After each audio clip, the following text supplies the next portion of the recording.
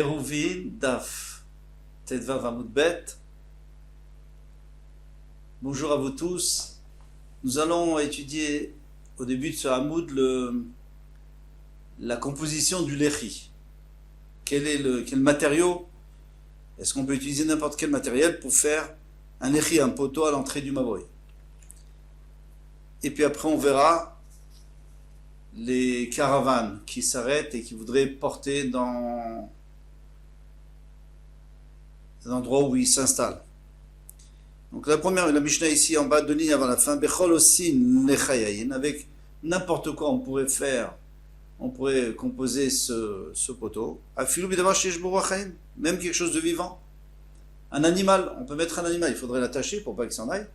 On mettrait un animal à l'entrée. Rabbi Meir aussi, Rabbi Meir ne permet pas. Alors pourquoi est-ce que Rabbi Meir ne permet pas? Parce que lui dit, d'abord il peut mourir, et s'il meurt, il s'effondre, il fera plus d'itfachim d'eau. Et même sans ça, il y a un autre problème, c'est que c'est de l'air, il y a de l'air, il est gonflé d'air, un être est gonflé d'air. Et nous, ce qu'on voudrait, c'est du concret. Bon, en tous les cas, il est au cerf. Ou metame mishum golel.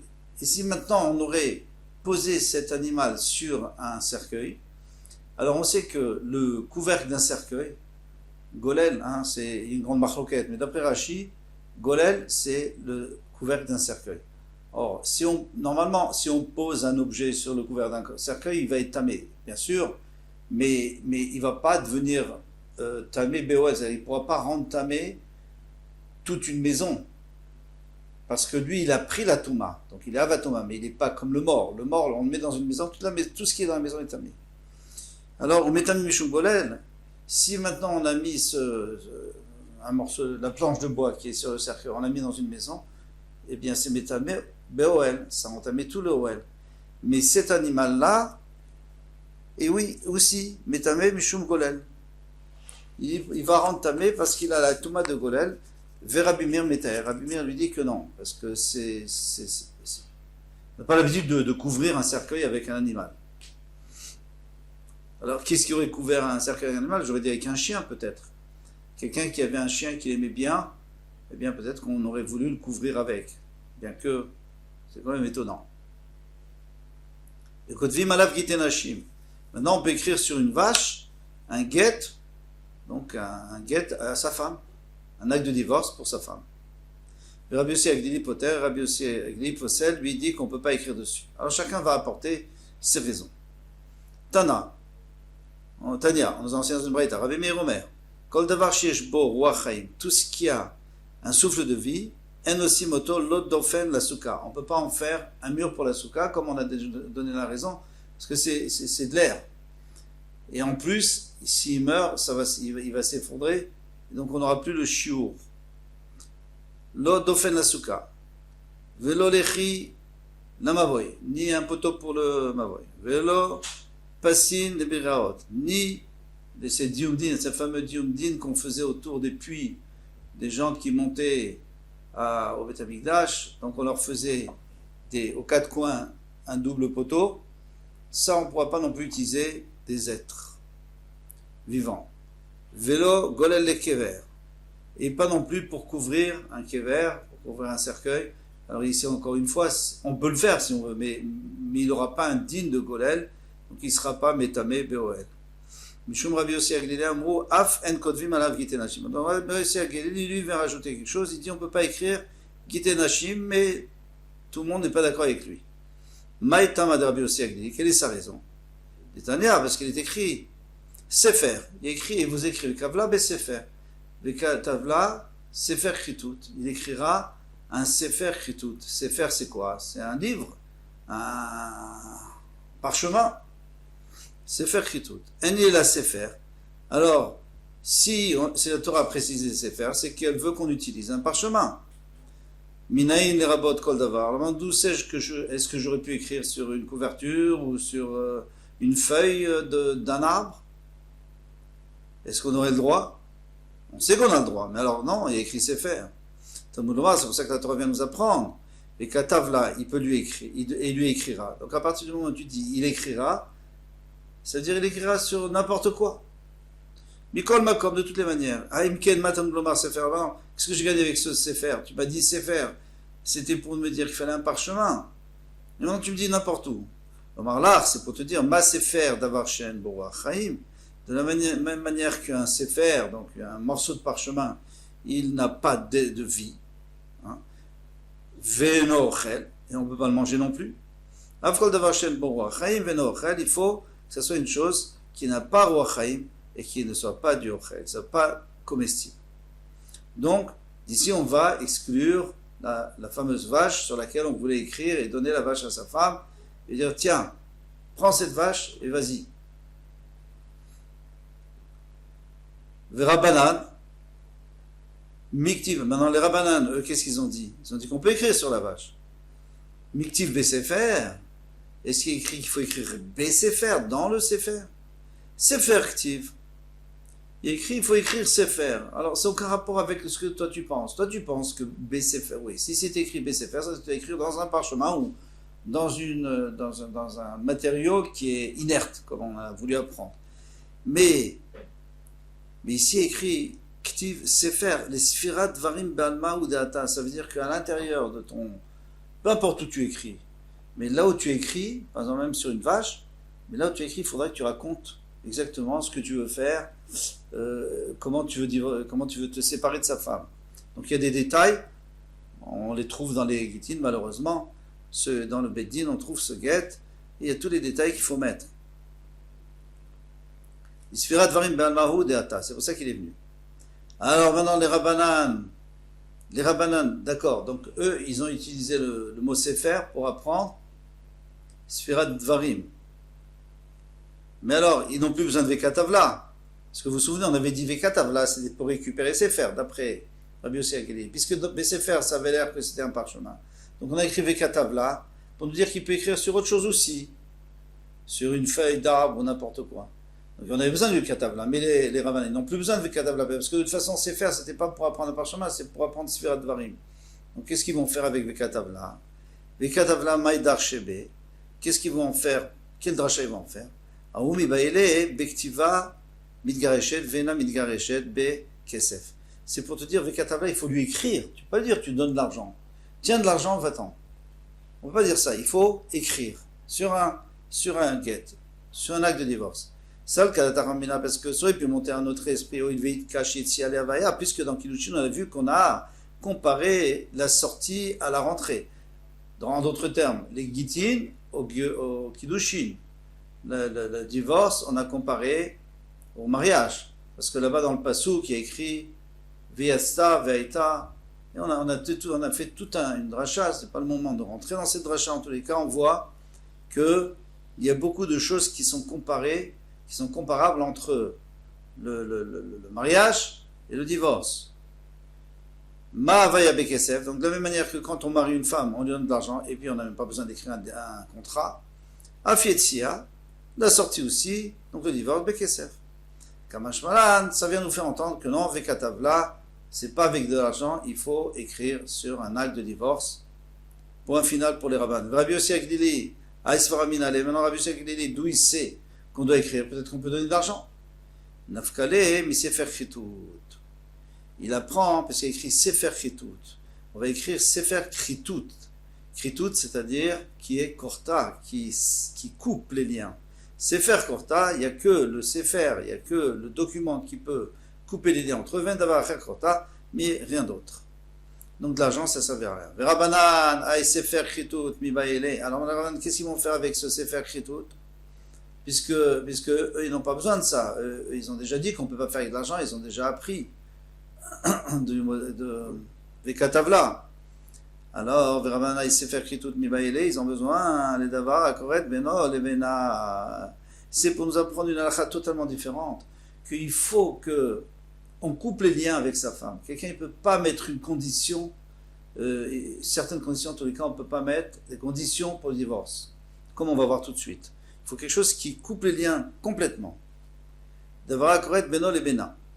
L'Erdetania, comme on enseigne dans une braïta, Arezegiter, s'il dit, voilà, il dit à sa femme, voici ton acte de divorce, condition que tu ne boives plus du vin, toute ta vie tu ne dois pas boire de vin. Ça veut dire que toute sa vie, elle est dépendante de lui.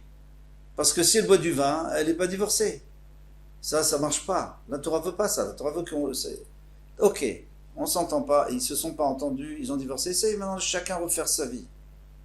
Ça, c'est moi qui rajoute. Mais c'est logique. Tu peux pas lui suspendre sans arrêt une épée de Damoclès en disant voilà, si tu fais ça, donc donc on n'est pas divorcé. Ou alors, que tu n'ailles jamais chez ton père. Ça on peut pas dire. Elle s'écrit toutes. Bien, elle n'est pas divorcée. Kol shoshim, mais s'il dit il faut que tu tiennes pendant 30 jours de ne pas boire du vin ou de ne pas aller chez ton père, elle s'écrit toutes, ça marche. 30 jours, ça peut être aussi 40 jours. C'est-à-dire une date limite où on sait qu'après, elle est indépendante. Et à ce moment-là, elle est déjà divorcée maintenant. C'est ça le chidouche. Pas obligé d'attendre les 30 jours. Rabbi Yossi Aglili, maintenant Rabbi Yossi Aglili, d'où il va apprendre ça? Parce que eux, ils ont appris, les Rabbanan, ils avaient Sefer Chitout. Mais Rabbi Yossi Aglili, d'où il va apprendre? Parce qu'il a déjà utilisé Sefer Chitout pour dire qu'on ne peut pas faire avec de l'argent. Alors Rabbi Yossi Aglili, Nafkale, mi Sefer, mi Karet Chitout. Parce qu'il fallait dire Sefer Karet. Pourquoi tu dis Sefer Chitout? Tu rajoutes des lettres pour t'apprendre les deux. Souvent on fait ça, on peut apprendre les deux drachot. La dracha de Karet, ça veut dire qu'on ne peut pas faire avec de l'argent, il faut un sefer chitout, il faut un sefer, il faut écrire, et aussi pour te dire qu'il ne faut pas mettre de conditions, en tout cas pas des conditions qui lient le mari et la femme. Les rabbanan karet chitout, le darsha. Alors maintenant, qu'est-ce qu'ils vont faire les rabbanan avec le passage de karet à chitout? On aurait dû écrire karet, on a écrit chitout, maintenant on a une dracha supplémentaire, eux ils n'ont pas besoin de cette dracha. L'autre darché, ils ne font pas la dracha. Eux ils disent que la Torah utilise le mot le plus évident, qui est chitout, sefer chitout, on n'est pas sefer karet. Et voilà, maintenant on passe à la Mishnah qui parle de shaira. Shaira, ça veut dire une caravane. Alors attention, on va voir que c'est pas toujours qu'une caravane, et ça c'est la Gemara qui va nous expliquer. Mais ici on va parler justement d'une caravane. Une caravane c'est quoi? C'est des gens qui vont dans le désert, qui vont dans des endroits donc à l'extérieur des villes, donc ils se mettent à plusieurs pour se protéger les uns les autres, et ils vont passer Shabbat dans les champs, dans le désert ou n'importe où, et ils voudraient pouvoir porter dans leur campement. Donc il va falloir qu'ils entourent leur campement de certaines choses. Ils ne peuvent pas commencer à construire. Ils vont mettre des choses provisoires. C'est quoi? C'est les objets qu'ils ont. Ils voudraient aussi mettre éventuellement des ânes et des behemoths autour. Et avec ça, ils vont faire un campement. Et comme ça, ils pourront porter à l'intérieur. Shaira shechanta bebika. Alors, une shaira qui a campé dans une bika. Bika, c'est un endroit où il y a des champs. C'est carmélite. Parce qu'il y a... C'est pas Rishta Yachid, c'est pas entouré, mais c'est pas non plus Rishut Arabim parce qu'il n'y a pas beaucoup de gens qui passent. Mais qu'il faut Kli Behema. Alors ils les ont entourés de Kelim de Behemoth. Alors des Kelim de Behemoth, ça peut être des sacs, ça peut être des selles, ça peut être tout ce qu'une Behema peut avoir sur elle. Et bien sûr qu'ils font 10 tfachim de haut, il faut que ça fasse 10 tfachim de haut. Mais Taltilim et Tocha, ils ont porté à l'intérieur. Bilvat, Sheye, Geder Gavoa Sarat Tfachim, à condition que ça soit une clôture de 10 tfachim. Veloyu pritzot, yeterot à la binyan. Il ne faut pas qu'il y ait plus d'ouverture que de fermeture, parce que forcément, entre les kelim, il va y avoir un peu d'espace. Le kelim lui-même, des fois, il est percé. Donc, il va falloir additionner tous ces vides, et il faudra que ça soit moins que le plein. Il faut plus de plein que de vide. Kol pirtsa shei be'eser. Maintenant, il y a une autre halakha. Admettons que tu as plus de plein que de vide, mais tu as une pirtsa, tu as une ouverture shei qui est eser, amot. Si c'est eser amot, muteret, parce qu'on avait dit une shei qui est petach. C'est comme une porte. Et termika anaso. Mais s'il y a plus que ça, même si on a plus de plein que de vide, mais qu'il y a une pirtsa qui fait plus que 10 amot, elle est possèle, elle rend pas soul le reshoot à l'intérieur, on n'a plus à porter du tout. Gemara itmar, la Gemara, il a été dit parutz keomed. Alors très bien, dans notre Mishnah on a l'impression qu'il faut, qu'est-ce qu'on nous a dit? Il ne faut pas qu'il y ait plus d'ouverture que de fermeture ou de vide que de plein. Qu'est-ce qui se passe si c'est exactement la même chose? Si c'est égal, Itmar. Parutz Keomed, Rafapa Amar Muta. C'est Muta, puisqu'il y a moitié-moitié, c'est bon. Ravuna, Bred Rav Yeshua Amar Assour. Ravuna, le fils de Rav Yeshua, il a dit Assour parce qu'il fallait un rof de plein, une majorité. Rafapa Amar Muta, Rafapa dit c'est Muta Rachiag, Mere Rachmana le Moshe. Ainsi, Akjbourou a enseigné, parce que sinon, Alacha le Moshe Misinaï, c'est Alacha. Eh bien, quand Akjbourou lui a parlé, il lui a dit Lotifrot, Rouba. Il fait attention qu'il n'y ait pas une majorité d'ouvert. Il faut qu'il y ait. D'accord. Alors quoi? C'est-à-dire que si à moitié-moitié, c'est bon.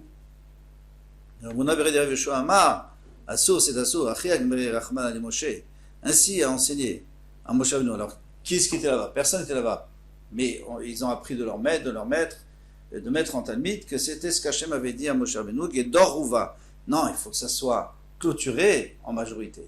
C'est logique ça, parce que généralement, on va toujours d'après la majorité. Et a priori, la chède sera comme ça. Nan, on a enseigné dans la Mishnah. Velo yu pritzot yeterot ala binyan. Mais dans la Mishnah, ça a l'air du contraire, ça a l'air comme Rav Papa. Pourquoi? Parce qu'il y a écrit, il ne faut pas qu'il y ait plus de vide que de plein. Ok, hake binyan mutar, mais si c'est exactement la même chose, c'est égal, c'est mutar. Alors ma réponse dit, l'otema hake binyan mutar. Non, il ne voulait pas dire que si c'est...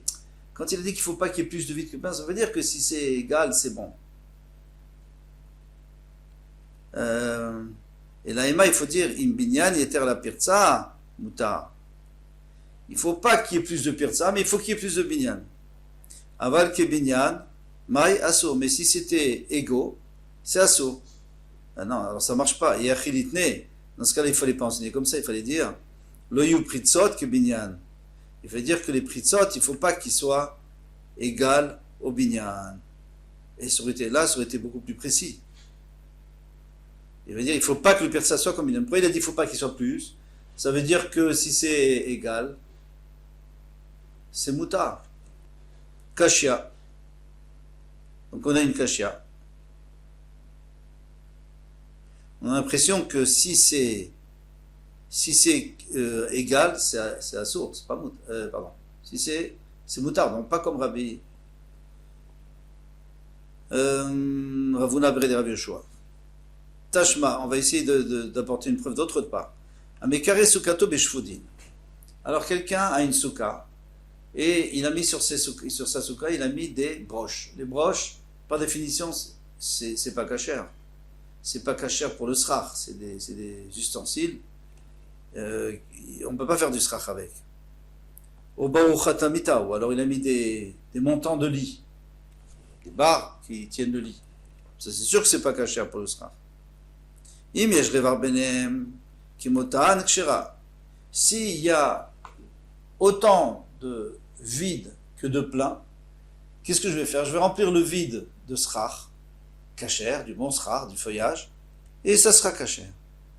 Donc tu vois bien que si c'est moitié-moitié, c'est cachère, bien que normalement, on doit aller d'après le rov. Donc c'est une preuve pour Rav Papa. Et c'est contre Ravuna Bred Rav Yeshua. Alors